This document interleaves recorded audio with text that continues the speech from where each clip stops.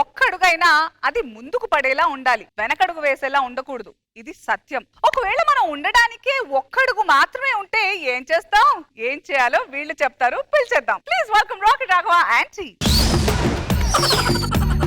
ఓనమాలు నేర్పాలని అనుకున్నా కన్నా అందనంత ఎదిగిన నిన్ను చూస్తున్నా నాన్న. నాన్నగారు, మరి మీరు అన్నట్టుగా నేను కష్టపడి చదువుకుంటే మన ఆస్తులన్నీ నా పేరు మీద రాస్తా అన్నారు కదా. పద నాన్నగారు, అక్కడికి వెళ్దాం. అక్కడికి వద్దు నాన్న. నువ్వు వైజాగ్ కాదు నాన్నగారు, మన ఆస్తులు చూడడానికి. ఈ రోజు మంచి రోజు, మన ఆస్తి మొత్తం మీరు నా పేరు మీద రాయాల్సిందే. అంతేనంటావా? అంతే నాన్నగారు. సరే నడైతే వచ్చేసాం నాన్నగారు. ఎవర్రా ఇక్కడ దమ్ముంటే రండిరా. వాడిపోతే వీడు, వీడిపోతే వీడు, వీడిపోతే ఇంకొకడు కాదు, వారసుడు వచ్చాడు.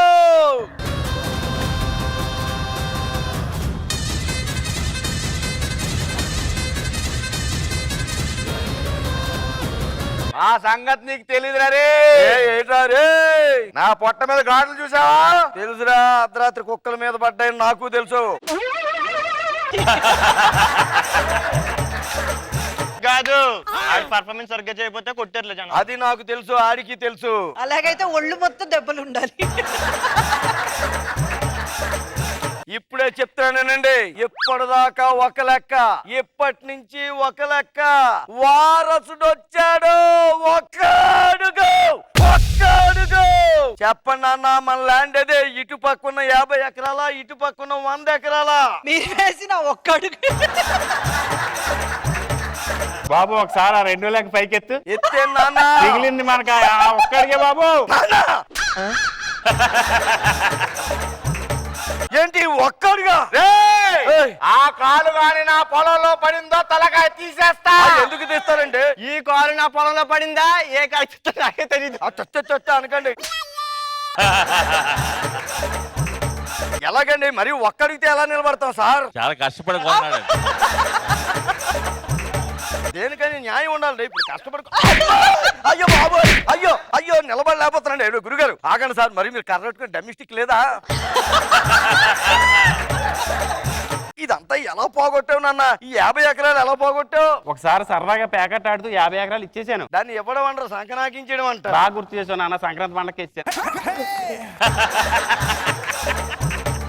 ఇంకో మిగతా 50 ఎకరాలు? ఒకసారి మన ఊరికి రికార్డింగ్ డాన్స్ కానీ 10 మంది ఆడవాళ్ళు వస్తే బట్టలు కొనుక్కోమని 50 ఎకరాలు కూడా ఇచ్చేసాను నాన్న. నన్ను మాత్రం ఇక్కడ గోచుకోవడంతో నిలబెట్టావు. మీరు అడగాల్సింది ఈ ఒక్కడుగు ఎలా మిగిలిందని అడగండి.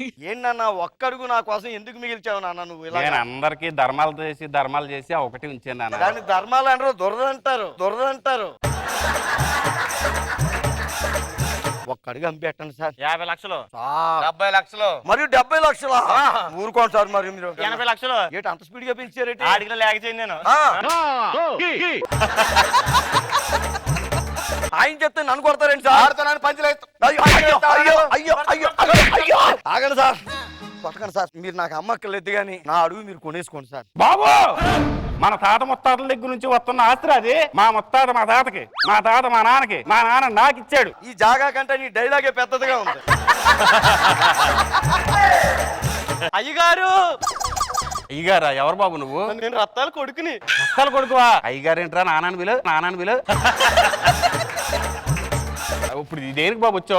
పెళ్లి నాన్నగారు కొంచెం అన్న సంభావన ఇస్తే. ఒరే బాబు, ఆ ఒక్కడిలో ఒక అరడికి ఇచ్చే. చెల్లి ఎవరికి రా? చెల్లి ఎవరి చెల్లి? ఈ ఒక్కడుగు అరడికి ఇచ్చేస్తుంది. ఒక్కడికి కావాలి నీకు ఇందులోని. ఒక్కడికి కావాలంటే బాబు, ఆ ఒక్కడిలో ఇద్దరు నిలబడండి. చిన్న హెల్ప్ చేసి పెట్టాలి సార్. ఏంటది? ఇందాల నుంచి డ్యామ్ మొత్తం నిండిపోయింది.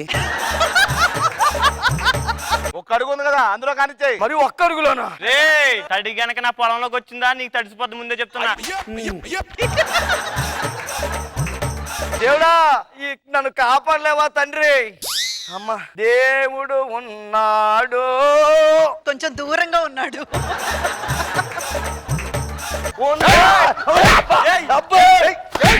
కొంప తీసి పైన ఉన్నోడు వచ్చి తాడుతోటి. అరే, మీ పొలంలో కాలు పెట్టినప్పుడే కదా కొడతారు. ఇప్పుడు ఎస్కేప్ అవుతా ఎలా కొడతారో నేను చూస్తా.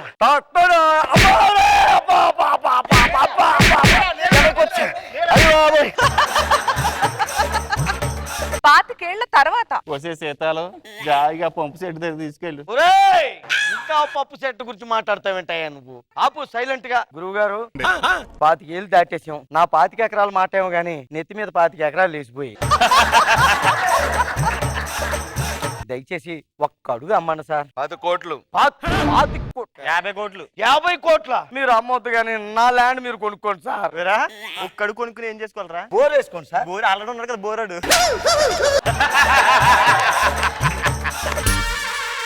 వస్తాను సార్. మొత్తం 1 ఎకరా మీరే తీసుకోండి.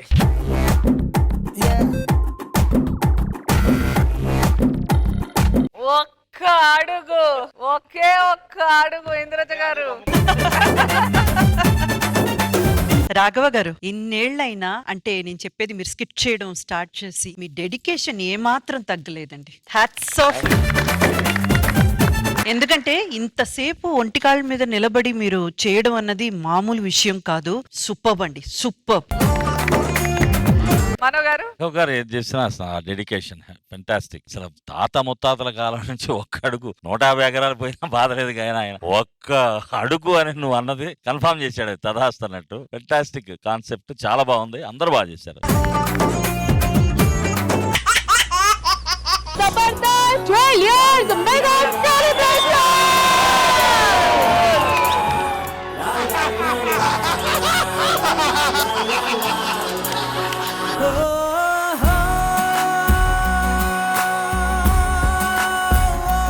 నువ్వేం సాధించావు లైఫ్ లో అంటే అది నా శిష్యుడు అని చెప్పుకోవడానికి నాకు గర్వంగా ఉంటుంది.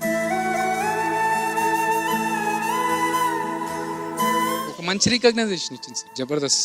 నాకు గర్వంగా చెప్పుకునేది ఏంటంటే సార్, ఒకసారి మా అమ్మ నాన్న నేను హాస్పిటల్ తీసుకెళ్లి గవర్నమెంట్ ఎంప్లాయీ మంచి మా పేరెంట్స్ ని చూసి చాలా అదృష్టవంతులు సార్ మీకు ఇలాంటి కొడుకున్నందుకు.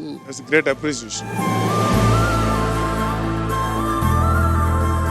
ఇప్పుడు చంటి శిష్యులు ఎవరు ఉన్నారో వాళ్ళందరూ ఇక్కడికి వస్తే చంటే వాళ్ళ కాలు గడుగుతాడు, చంటే వాళ్ళ కాలు గడుగుతాడు.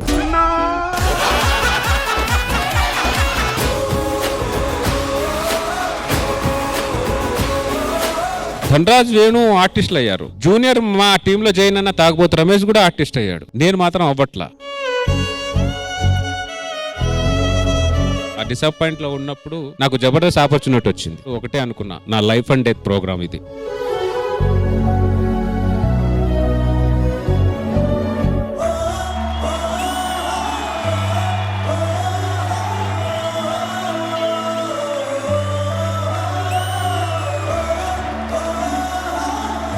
రాఘవ్ గారు టోటల్ గా ఎన్ని స్కిట్స్ అయి ఉంటాయి? అన్ని స్కిట్లు చేశాను.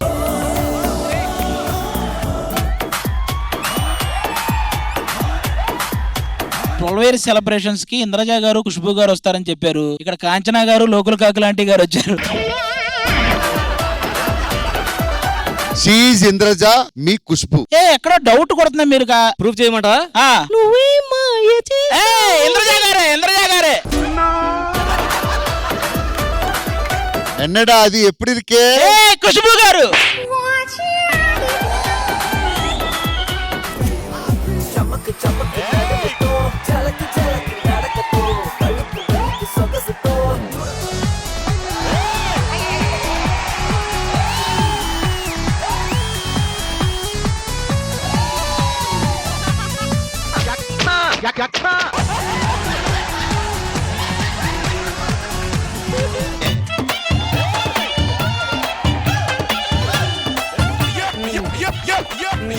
Yep.